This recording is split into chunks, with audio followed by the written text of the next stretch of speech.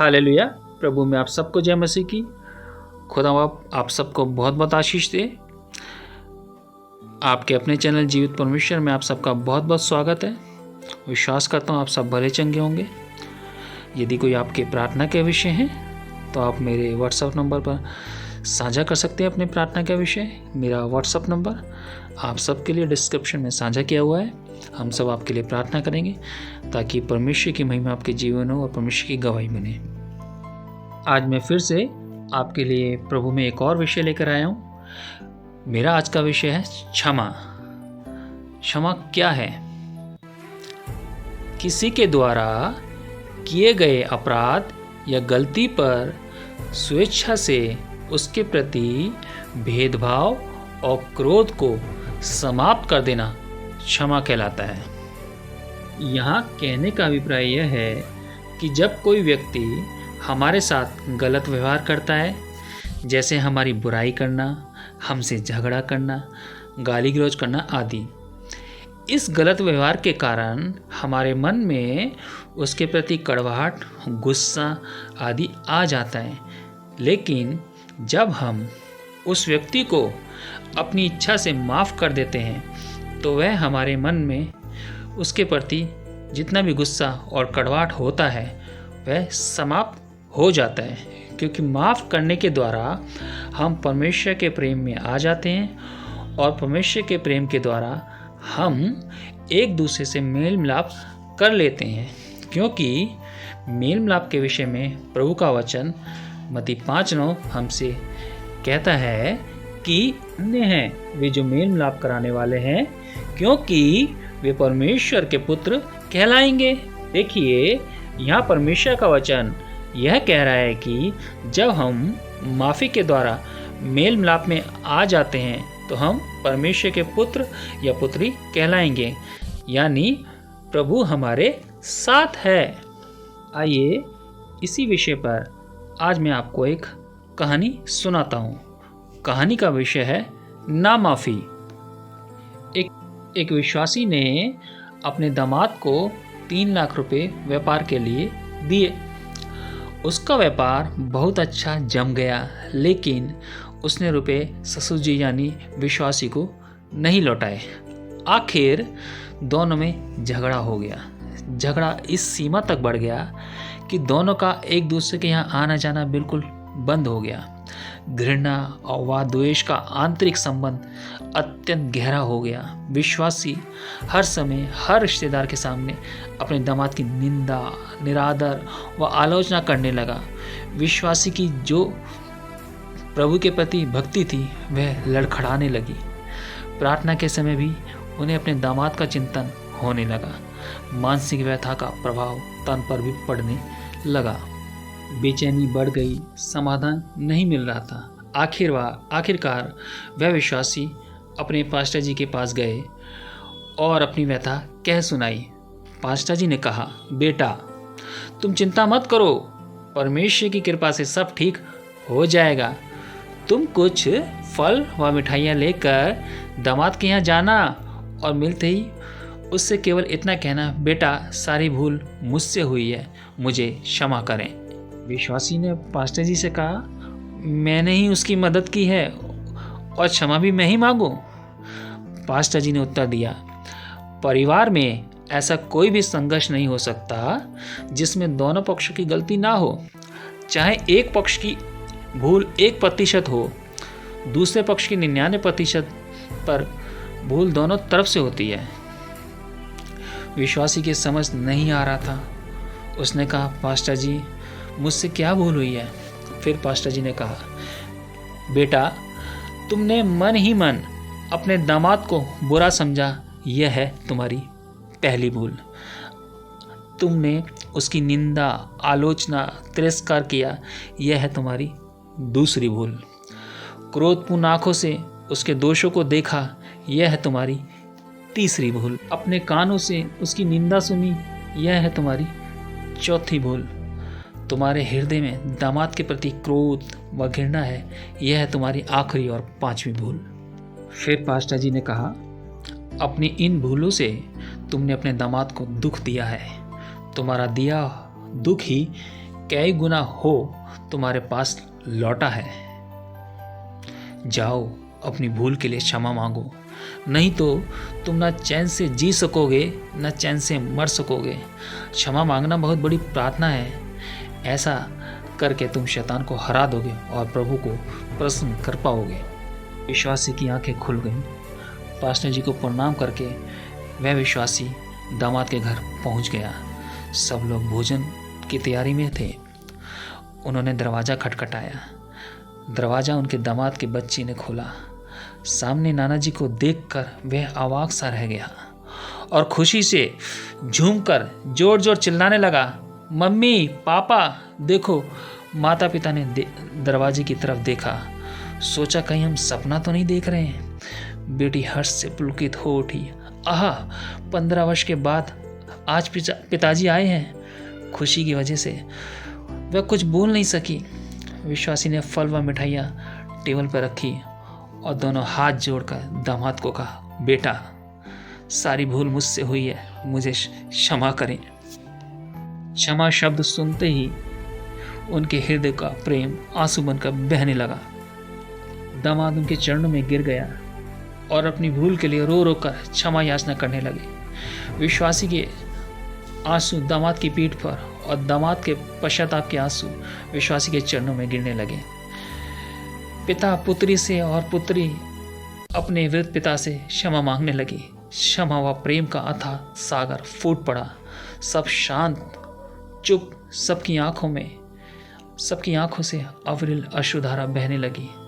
दामाद उठे और रुपए लाकर ससुर जी के सामने रख दिए। विश्वासी यानी ससुर जी कहने लगे, बेटा, आज मैं इन कौड़ियों को लेने नहीं आया हूँ। मैं अपनी भूल मिटाने, अपनी भक्ति को सजीव बनाने और द्वेष का नाश करके प्रेम को प्रकट करने आया हूँ।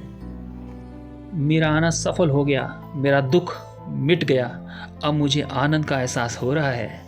दामाद ने कहा, पिताजी, जब तक आप ये रुपए नहीं लेंगे तब तक मेरे हृदय की तपन नहीं मिटेगी। कृपा करके आप ये रुपए ले लो। प्रभु में जो विश्वासी थे, जो ससुर जी थे, उन्होंने दामाद से पैसे ले लिए, रुपए ले लिए और अपनी इच्छा अनुसार बेटी व उनके बच्चों में बांट दिए। सब कार में बैठ घर पहुँचे।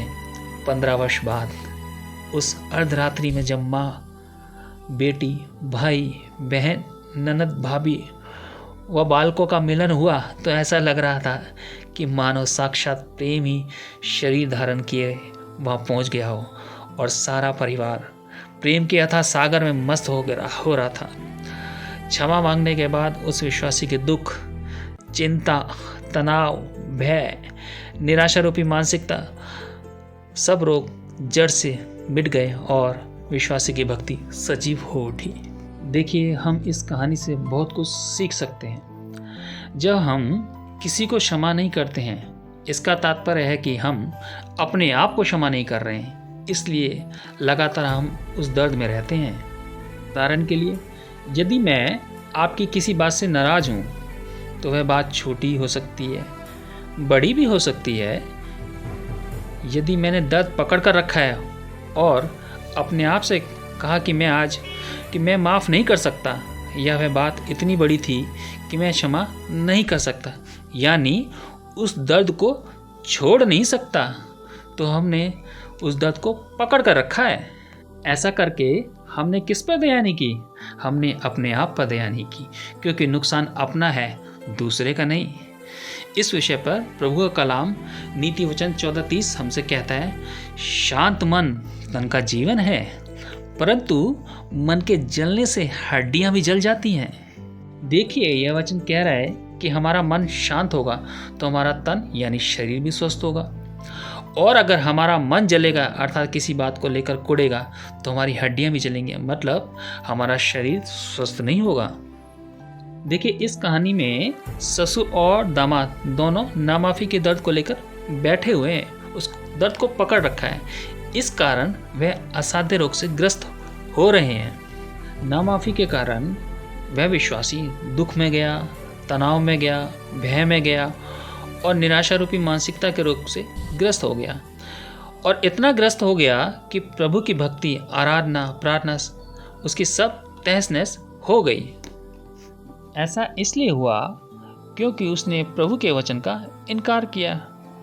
प्रभु ने लूका 6:37 में कहा है कि दोष मत लगाओ तो तुम पर भी दोष नहीं लगाया जाएगा, दोषी ना ठहराओ तो तुम भी दोषी नहीं ठहराए जाओगे, क्षमा करो तो तुम्हें भी क्षमा किया जाएगा।